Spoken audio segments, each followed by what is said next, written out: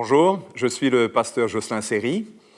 La dernière fois, je vous ai parlé de la rédemption par le sang de Christ. Mais aujourd'hui, nous allons nous concentrer sur la justification par son sang. Donc, retrouvez-moi tout de suite.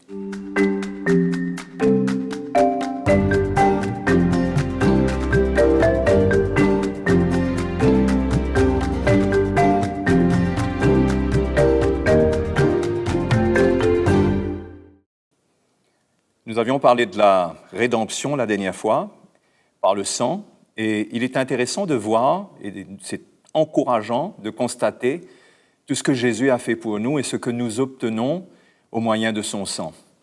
Donc, nous allons parler aujourd'hui de la justification par le sang de Jésus. Alors, c'est quoi la justification? Je crois que ça vaut une petite définition. La justification, c'est l'acte de la justice divine par lequel Dieu justifie le pécheur et le libère de sa condamnation. Et au fait, de cette manière, quand Dieu libère le pécheur de sa condamnation, il le rend juste à ses yeux. Alors cet acte de justice dont je vous parle, bien sûr, c'est la mort de Jésus à la croix, où dans sa crucifixion, son sang a été versé, et ce sang est le prix qui a été payé pour nous racheter et pour nous justifier. Il est intéressant aussi de noter que la rédemption et la justification sont des éléments, sont des points qui nous concernent et qui nous sont donnés par la grâce de Dieu, parce que la parole de Dieu ne mentionne pas une rédemption ou une justification par la chair de Christ, mais par le sang de Christ, ce qui veut dire que c'est vraiment la vie du Fils de Dieu qui a été donnée pour nous, qui nous justifie. Ça n'a rien à voir avec l'homme, puisque dans la chair, Jésus était toujours quelque part le Fils de l'homme connecté avec la nature humaine. Donc, comment est-ce qu'on obtient la justification? Dans Romains chapitre 5, verset 1er, il est donné un élément important de base, c'est que nous sommes justifiés par la foi. Il est écrit « Étant donc justifiés par la foi, nous avons la paix avec Dieu par notre Seigneur Jésus-Christ. » Donc, nous sommes justifiés par la foi. Cela n'a rien à voir avec nos œuvres, n'a rien à voir avec ce que nous pouvons faire, n'a rien à voir avec l'homme, mais c'est le Seigneur qui l'a accompli. Et nous l'obtenons par la foi, ce qui veut dire que nous n'y ajoutons rien. Ce ne sont pas nos œuvres qui nous donnent un peu plus ou un peu moins de mérite, mais tout se fait par la foi, et par la foi, nous avons accès à la grâce de Dieu. Romains chapitre 3, versets 23 à 25, je vais lire avec vous le verset 23, pour parler de 2 points supplémentaires concernant cette justification et comment on l'obtient. Romains 3, 23 nous dit « Car tous ont péché et sont privés de la gloire de Dieu ». Donc ça, c'est l'état de l'homme, l'état du pécheur. Et nous allons voir comment le Seigneur le rachète, lui pardonne ses péchés. Nous allons lire ensemble Romains chapitre 3, du verset 24 au verset 25. Et ils sont gratuitement justifiés par sa grâce, par le moyen de la rédemption qui est en Jésus-Christ.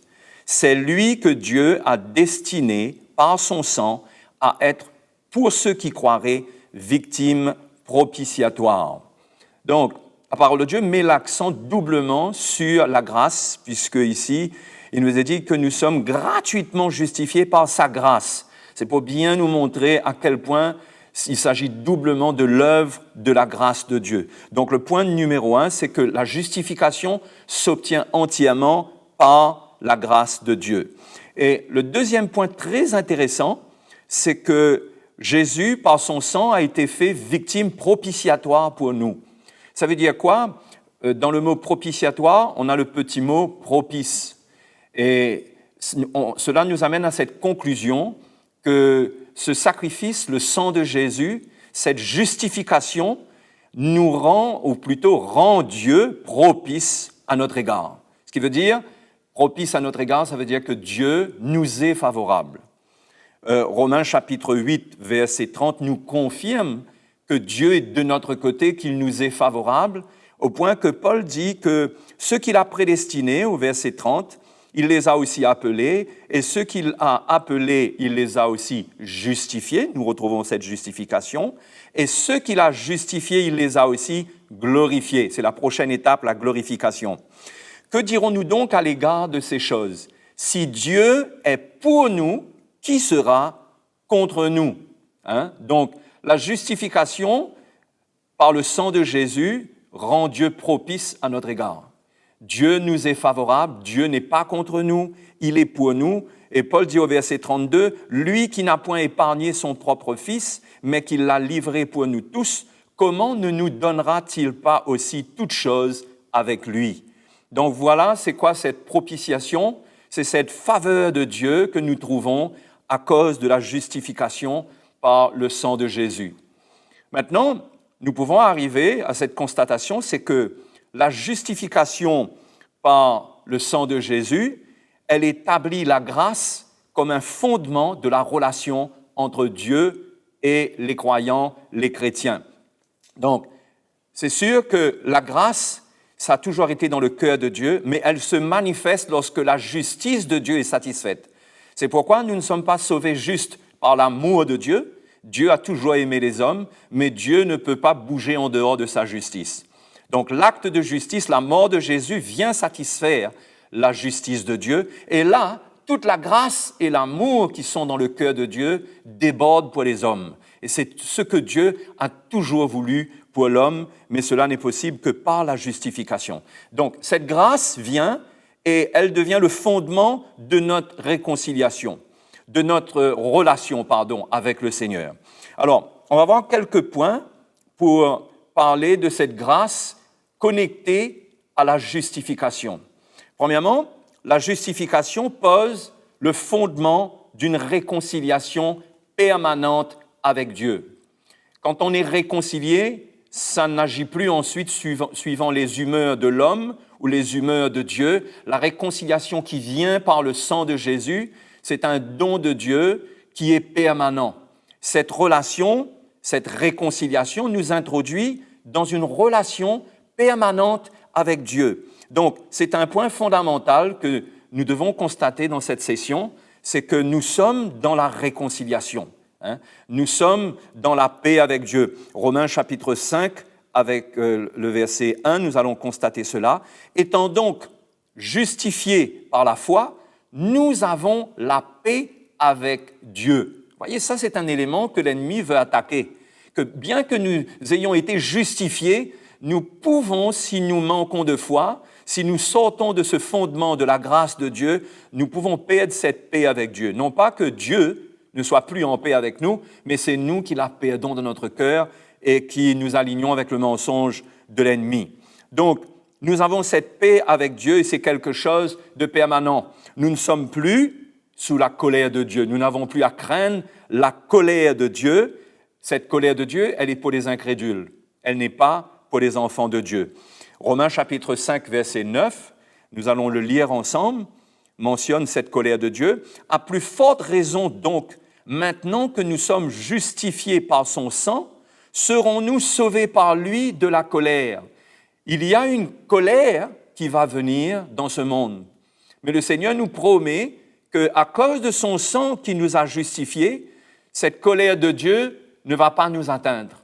Et ça, c'est important de le comprendre. Parce qu'il y a tellement de choses, tellement de jugements et tellement de choses qui vont venir nous secouer.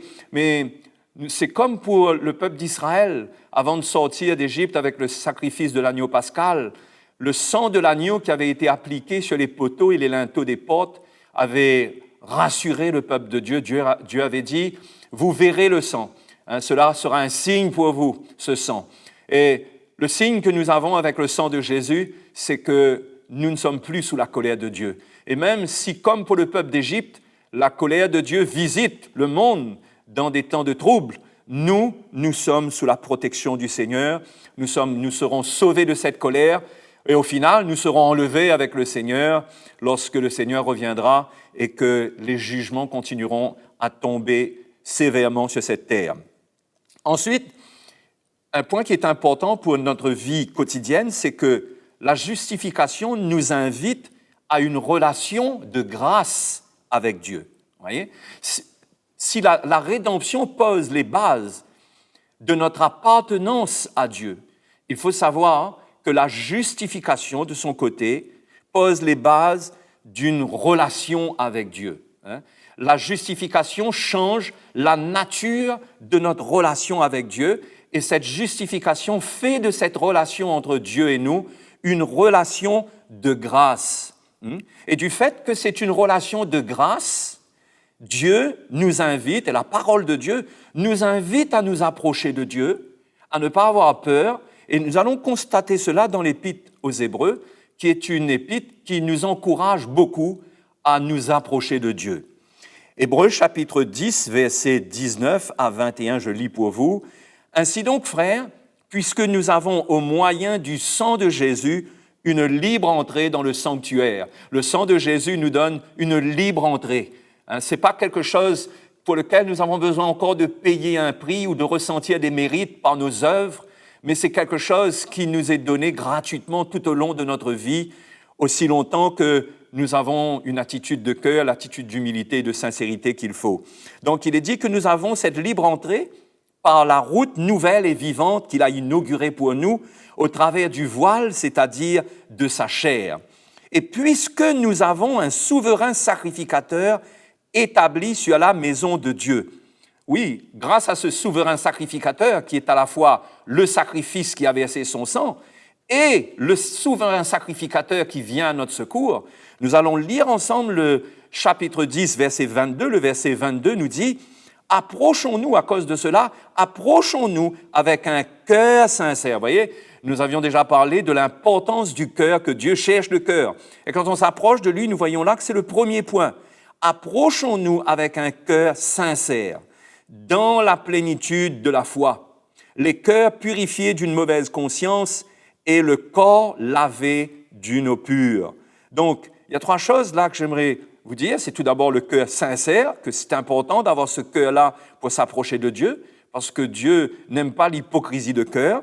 Ensuite, dans la plénitude de la foi, c'est-à-dire que nous croyons dans ce qui s'est passé, dans le sang de l'agneau pour nous, dans le sang de Jésus, ce qui nous a été donné. Notre foi repose là-dessus. Et là, nos cœurs sont purifiés d'une mauvaise conscience. Parce que si nous avons foi en lui, foi en son sang purifie notre conscience de toute mauvaise œuvre, de tout ce qui la condamne. Et là, nous sommes libres pour nous approcher de Dieu. Alors, cette approche de Dieu a pour but, bien sûr, d'être secourus. Parce que nous sommes encore dans cette nature charnelle et nous aurons des combats, nous aurons des moments de lutte, des moments difficiles. Mais l'Épître aux Hébreux elle-même encore nous invite à nous approcher et à venir trouver secours concernant nos faiblesses. Parce que notre chair est faible, même si notre esprit est bien disposé. Jésus nous a avertis que la chair est faible. Et nous en faisons l'expérience chaque jour, n'est-ce pas?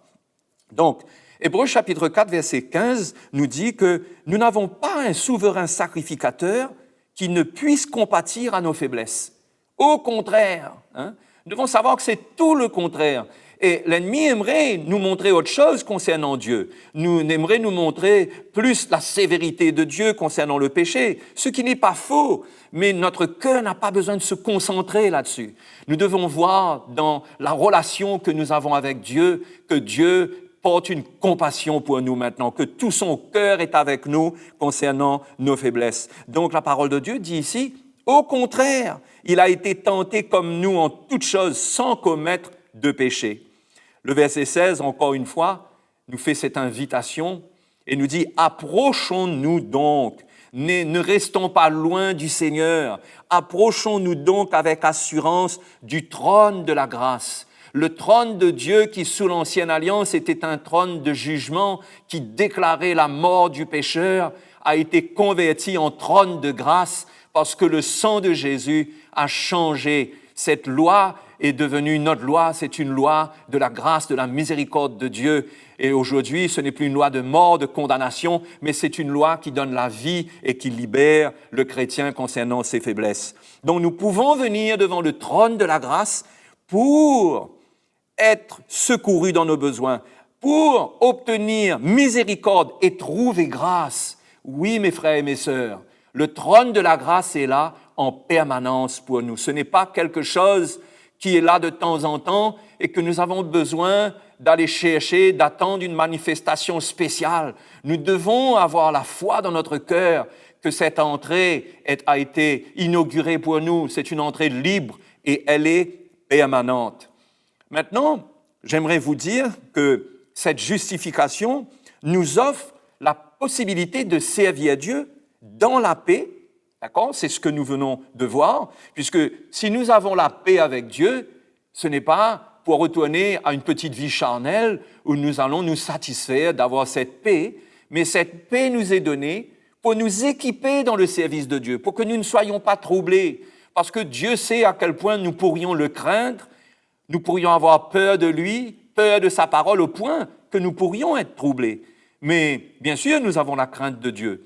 Mais le Seigneur veut que nous ayons cette paix en nous pour le servir, que rien ne vienne nous troubler dans son service, que nos faiblesses vont être là. Nous allons rater quelquefois, mais la grâce de Dieu est là pour nous et nous pouvons le servir.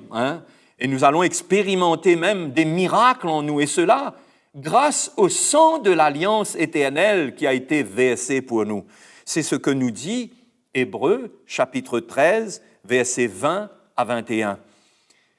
Que le Dieu de paix qui a ramené d'entre les morts le grand pasteur des brebis par le sang d'une alliance éternelle, notre Seigneur Jésus, vous rende capable de toute bonne œuvre pour l'accomplissement de sa volonté. Voyez, c'est par le sang de l'alliance éternelle, c'est par cette rédemption et par cette justification qui change la nature de notre relation avec Dieu, c'est par cela que Dieu nous rend capables. Il ne nous demande pas d'être capables, c'est lui qui nous rend capables et c'est sur la base de sa grâce. Ce n'est pas sur la base de notre capacité. Dieu sait que dans la chair, nous n'avons aucune capacité. Au contraire, nous avons la capacité de lui déplaire et de faire le contraire de sa volonté. Mais ici, il dit que par ce sang de l'alliance éternelle, nous allons être rendus capables de toute bonne œuvre pour l'accomplissement de sa volonté. Et par ce sang de l'alliance, par cette justification qui nous amène dans cette relation avec lui, nous allons expérimenter son intervention dans notre vie, puisque cet épître aux Hébreux, au verset 21, nous dit en deuxième partie, « Et qu'il fasse en vous ce qui lui est agréable. » Nous ne pouvons pas produire en nous-mêmes ce qui est agréable à Dieu.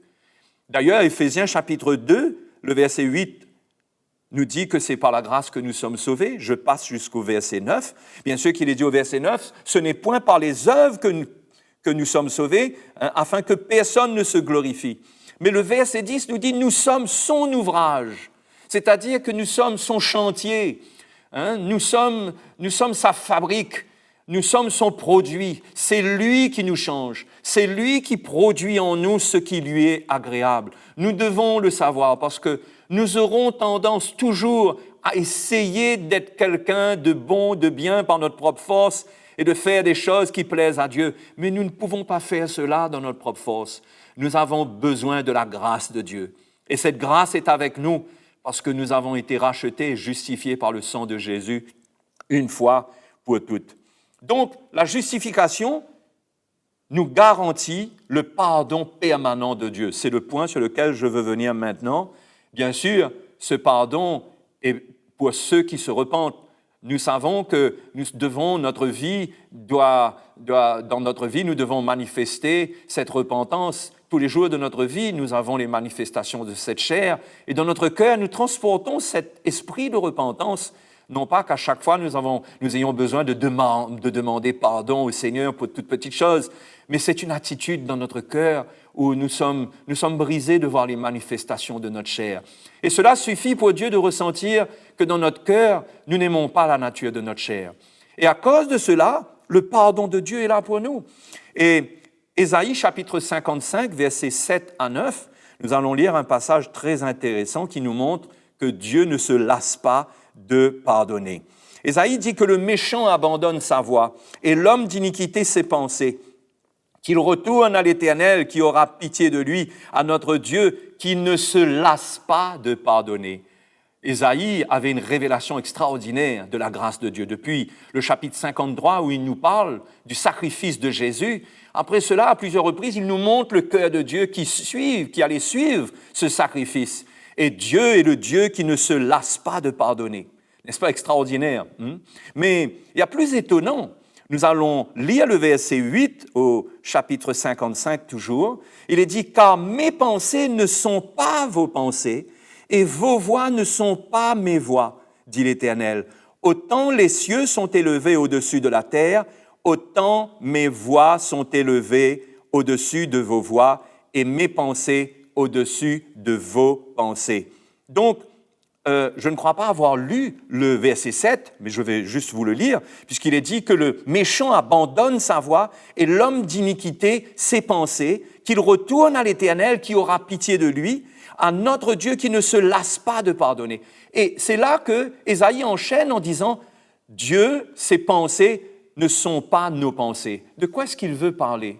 C'est que nous sommes limités par notre chair et aussi par le légalisme qui anime notre chair concernant le pardon de Dieu. Nous pouvons mettre une limite sur le pardon de Dieu à cause de notre intelligence, à cause de notre analyse légaliste de la vie. Mais Dieu nous connaît d'une manière que nous ne nous connaissons pas. Et Dieu, il est prêt à nous pardonner. Ses voies sont au-dessus de nos voies, ses pensées sont au-dessus de nos pensées. La pensée du Seigneur, c'est toujours de nous pardonner quand nous revenons à lui.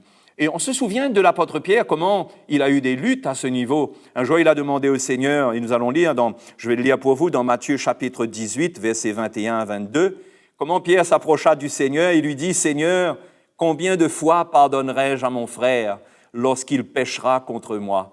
Sera-ce jusqu'à 7 fois ?»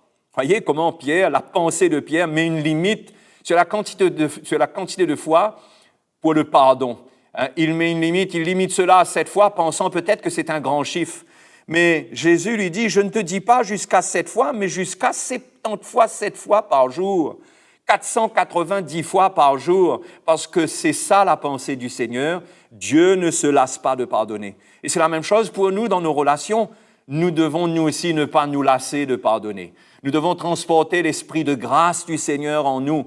Nous aussi, nous devons être établis dans une relation avec les autres où nous ne nous lassons pas de pardonner. Et c'est comme cela que nous aussi, nous restons avec la justice de Dieu, la justification, et que notre cœur est rassuré. Nous baignons dans la justice de Dieu, et Dieu nous pardonne autant que nous pardonnons aux autres leurs péchés. 1 Jean chapitre 7, versets 7 à 9, l'apôtre Jean nous parle du sang de Jésus qui purifie nos péchés. À chaque fois que nous venons devant le Seigneur, nous pouvons être pardonnés si nous confessons nos péchés. Nous venons avec lui dans la lumière, c'est-à-dire que nous sommes sincères, nous n'avons rien à cacher. Et là, nous confessons nos péchés et il nous purifie de nos péchés. Donc, en conclusion, parce que c'est là le point de toutes ces sessions, c'est que tous ces fondements que je vous partage sont des fondements qui sont menacés et que le diable veut renverser dans notre vie. Et si ces fondements sont renversés, David a dit, mais le juste, qu'est-ce qu'il fera? Que ferait-il si ces fondements sont renversés? Et ces fondements que nous partageons ici, cette liberté, cette rédemption, cette grâce, c'est menacé. Alors, comment est-ce que la justification, elle est menacée? Elle est menacée par un esprit de condamnation, n'est-ce pas?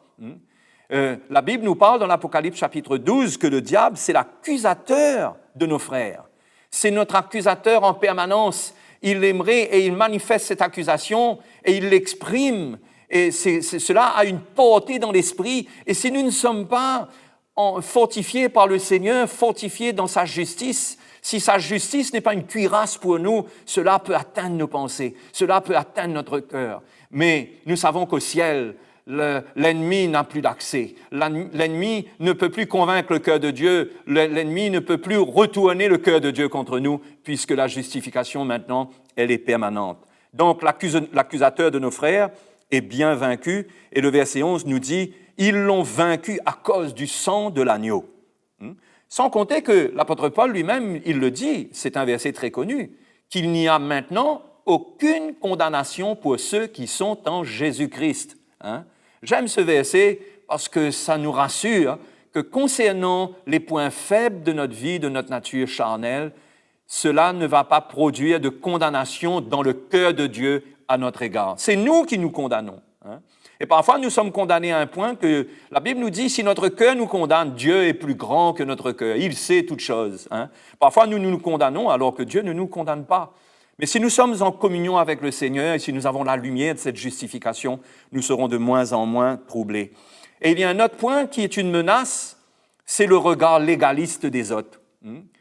La parole de Dieu nous raconte comment ce pharisien, Simon, qui avait reçu Jésus, il n'a pas compris le cœur du Seigneur lorsque cette femme est venue pleurer aux pieds du Seigneur et qu'elle embrassait les pieds du Seigneur et comment elle manifestait sa reconnaissance et son amour.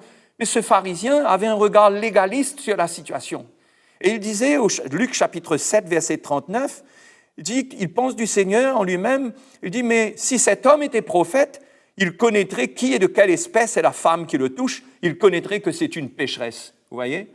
Ce regard légaliste veut montrer le côté pécheur de notre nature charnelle et non pas le côté racheté qui se trouve caché dans notre cœur.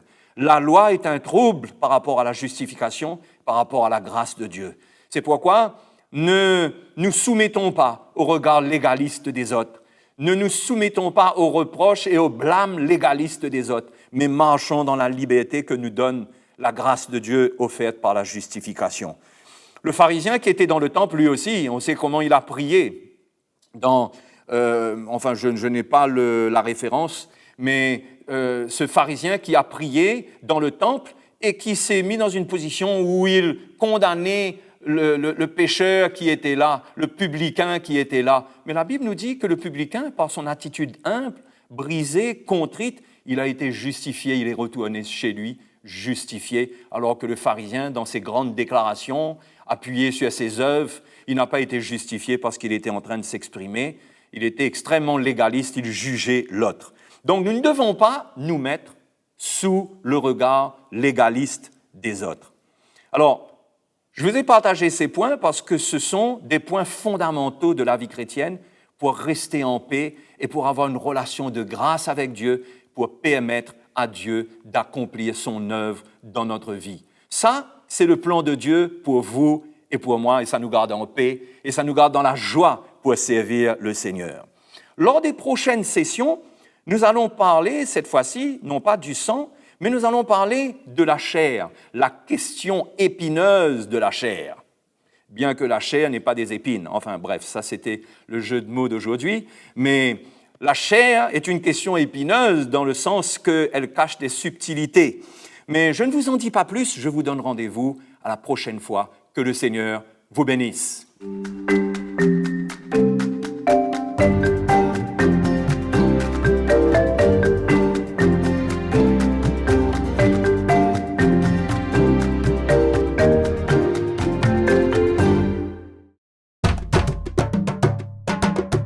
Pour plus d'informations, visitez le www.ctmi.org.